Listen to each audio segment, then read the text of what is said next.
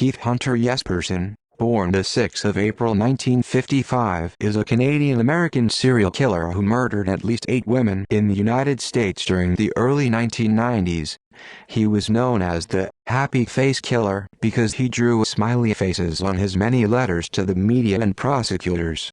Many of his victims were sex workers and transients who had no connection to him. Strangulation was his preferred method of murdering, the same method he often used to kill animals as a child. After the body of his first victim, Tanja Bennett, was found, media attention surrounded Laverne Pavlinak, a woman who falsely confessed to having killed Bennett with the help of her abusive boyfriend, John Sosnovsky. Jesperson was upset that he was not getting any media attention. On a bathroom wall hundreds of miles from the scene of the crime, he drew a smiley face and wrote an anonymous letter in which he confessed to killing Bennett and provided proof. When they did not elicit a response, he began writing letters to the media and prosecutors. His last victim was the crime that ultimately led to his capture. While Jesperson has claimed to have killed as many as 185 people, only 8 murders have been confirmed. Early life. Keith Hunter Jesperson was born on the 6th of April 1955, to Leslie Les and Gladys Jesperson in Chilliwack, British Columbia, Canada, the middle child with 2 brothers and 2 sisters. His father was a domineering alcoholic, and Jesperson claimed that his paternal grandfather was also violent. Les Jesperson denied being an abusive parent. However, while investigating for his book on Jesperson, author Jack Olson was able to confirm much of the claimed abuse with other family members. Treated like an outcast by his own family and teased by other children for his large size at a young age, Jesperson was a lonely child who showed a propensity for torturing and killing animals. In his younger years, Jesperson was given less attention than his siblings and treated differently by the rest of his family. After moving to Selah, Washington, Jesperson had trouble fitting in and making friends because of his large size. His brothers did not help him. Instead, they nicknamed him Igor or Ig, a name that stuck throughout his school years. Because of this, he was a shy child, content to play by himself much of the time. He would often get into trouble for behaving badly, sometimes violently, and would be severely punished by his father. This included beatings, sometimes with a belt in front of others, and, in one case, he received an electric shock from his father. At a very early age, as young as 5, Jesperson would capture and torture animals. He enjoyed watching animals kill each other as well as the feeling he got from taking their lives. This continued as he got older. He would capture birds and stray cats and dogs around the trailer park where he lived with his family, severely beating the animals and then strangling them to death, something for which he claims his father was proud of him. In the years following, Jesperson said he often thought about what it would be like to do the same to a human. That desire manifested into attempted murders. The first happened when Jesperson was around 10 years old. He was friends with a boy named Martin, and the two would often get into trouble together. Jesperson claimed he was punished many times for things Martin had done and blamed on Jesperson. This led Jesperson to attack Martin, violently beating him until his father pulled him away. He later claimed his intention was to kill the boy. Approximately 1 year later, Jesperson was swimming in a lake when another boy held him underwater until he blacked out. Some time later, at a public pool, Jesperson attempted to drown the boy by holding his head under the water until the lifeguard pulled him away. Jesperson reported that he was raped at the age of 14. He graduated from high school in 1973, but did not attend college because his father did not believe he could do it. Although he was not successful with girls in high school, having never even attended a school dance or his prom, he did enter into a relationship after high school. In 1975, when Jesperson was 20, he married Rose Hug, and the couple had 3 children, 2 daughters and 1 son. Jesperson worked as a truck driver to support the family. Several years later, Huck began to suspect Jesperson was having affairs when strange women would call. Tension in the marriage increased, and after 14 years, while Jesperson was on the road, Huck packed up her and her children's belongings and drove 200 miles away to live with her parents in Spokane, Washington. The oldest child, Melissa, was 10 years old. Jesperson continued to spend time with his children when he was in town.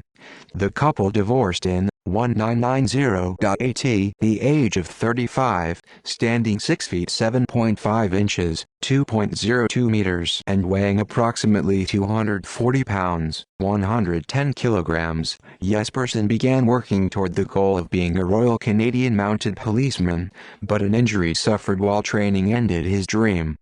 He then sought work again as an interstate truck driver after relocating to Cheney, Washington. Jesperson soon realized that this job afforded him the opportunity to kill without being suspected. Crimes. His first known victim was Tonja Bennett on the 23rd of January 1990, near Portland, Oregon, United States. He introduced himself to Bennett at a bar and invited her to the house he was renting. He brought her home with the idea of having sexual intercourse with her, and when Bennett refused, he proceeded to strike and beat her. Worried that she would report this to the police, he then put his fist in her mouth and killed her. He established an alibi by going back out for some drinks, being sure to converse with others, before returning to retrieve Bennett's body and belongings to dispose of them. He was back on the road the next day. The body was found a few days later, but there were 3 suspects and 666 leads. It was 2.5 years after his first kill when Jesperson killed again. On the 30th of August 1992, the currently unidentified body of a woman he raped and strangled was found near Blythe, California. He says the Jane Doe's name was Claudia. A month later, in Turlock, California, the body of Cynthia Lynn Rose was discovered. He claims she was a sex worker who entered his truck at a truck stop while he slept. His 4th victim was another sex worker, Lorianne Pentland of Salem, Oregon. Her body was found in November of that year. According to Jesperson, she attempted to double the fee she charged for the sex he had been engaged in with her. She threatened to call the police, and he strangled her. It was more than 6 months before his next victim was found in June 1993. Another unidentified woman, a street person, in Santanella, California, who he claimed was named Carla or Cindy. Police originally considered her death a drug overdose. More than 1 year later, in September 1994, another Jane Doe was found in Crestview, Florida. Jesperson claims her name was Suzanne. Jesperson was arrested on the 30th of March 1995, for the murder of Julie Winningham. He had been questioned by police a week before, but they had no grounds to arrest him after he refused to talk. In the days following, Jesperson decided that he was certainly going to be arrested, and after 2 suicide attempts, he turned himself in hoping it would result in leniency during his sentencing. While in custody, Jesperson began revealing details of his killings and making claims of many others, most of which he later recanted. Also, a few days before his arrest, he wrote a letter to his brother. In it, he confessed to having killed 8 people over the course of 5 years. This led police agencies in several states across the country to reopen old cases, many of which were found to be possible victims of Jesperson. Although Jesperson at one point claimed to have had as many as 185 victims, only the 8 women killed in California, Florida, Nebraska, Oregon, Washington, and Wyoming have been confirmed. He is serving 3 consecutive life sentences at the Oregon State Penitentiary in Salem. In September 2009, he was indicted for murder in Riverside County, California, and was extradited to California to face the charges in December. Jesperson was convicted of this murder and received a 4th life sentence in January 2010. Laverne Pavlinak. Early in the investigation of Tonja Bennett's murder, Laverne Pavlinak read the news reports surrounding Tonja Bennett's death and saw it as an opportunity to force an end to the long-term abusive relationship she had been in with her live-in boyfriend, John Sosnovsky. She set up a meeting with the investigating detectives and gave a false confession, using the details she had read in reports to give a detailed story of how Sosnovsky forced her to help him rape, murder, and dispose of Bennett's body. Pavlinak and Sosnovsky were both arrested on the 5th of March 1990 and both were convicted of the murder on the 8th of February 1991. To avoid the possibility of facing the death penalty, Sosnovsky pleaded guilty. He was sentenced to life in prison, while Pavlinak was sentenced to no less than 10 years, much more than she had anticipated. She soon admitted to making it all up, but her claims were ignored. On the 7th of January 1996, more than 5 years after their conviction, Pavlinak and Sosnovsky were released from prison after Jesperson and his attorney offered his confession with convincing evidence of his guilt. He had given police officers the location of the victim's purse.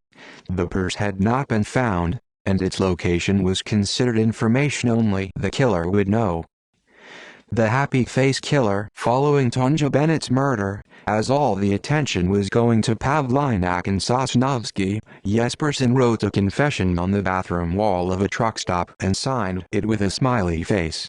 When that did not create the attention he desired, he wrote letters to media outlets and police departments confessing to his murders, starting with a 6-page letter to the Oregonian in which he revealed the details of his killings. He signed each letter with a smiley face. This led Phil Stanford, the journalist working the story for the Oregonian, to dub Jesperson the happy face killer. Jesperson's daughter. In November 2008, Jesperson's daughter, Melissa G. Moore, appeared on the Dr. Phil show to talk about her father. She was also featured on The Oprah Winfrey Show on the 17th of September 2009, the Lifetime Movies Network series Monster in My Family episode titled Happy Face Killer. Keith Hunter Jesperson, on the 1st of July 2015, and a 2020 special on the 20th of August 2010. In 2008, Moore published a book titled Shattered Silence: The Untold Story of a Serial Killer's Daughter. Moore lived with her father until her parents' divorce in 1990. Moore noticed her father was different when she was in elementary school. Their house bordered an apple orchard, and her dad killed stray cats and gophers that wandered nearby. One day, she watched, horrified, as he hung stray kittens from the family's clothesline. She ran to get her mother, and when they returned, the kittens lay on the ground dead. He had watched and laughed as the kittens clawed each other to escape. Then he killed them. She wrote an article about her father for the BBC in November 2014. In March 2018, she was featured in an episode titled Put on a Happy Face of the true crime series Evil Lives Here. She was also a correspondent for Crime Watch Daily. In September 2018, podcast network How Stuff Works began releasing a show called Happy Face, featuring interviews with Melissa about her childhood and her father. See also List of fugitives from justice who are no longer sought. List of serial killers in the United States. List of serial killers by number of victims. References. Further reading more, Melissa G. and M. Bridget Cook, 2009. Shattered Silence: The Untold Story of the Daughter of a Serial Killer. Cedar Fort. ISBN 978-1-59955-2385. Olson, Jack, 2002. The Creation of a Serial Killer. St. Martin's Press. ISBN 978-0-312-241-988. External links. Daughter of the Happy Face Killer talks about growing up with a serial killer dad. ABC News 2020. Retrieved the 21st of August 2010. King, Gary C. Keith Hunter Jesperson. True TV Crime Library. Retrieved on the 21st of August 2010.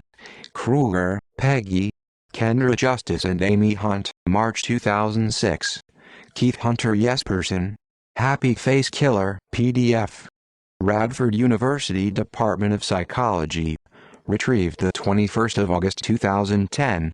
Daughter of serial killer confronts her past. Seattle Times. My life as a serial killer's daughter.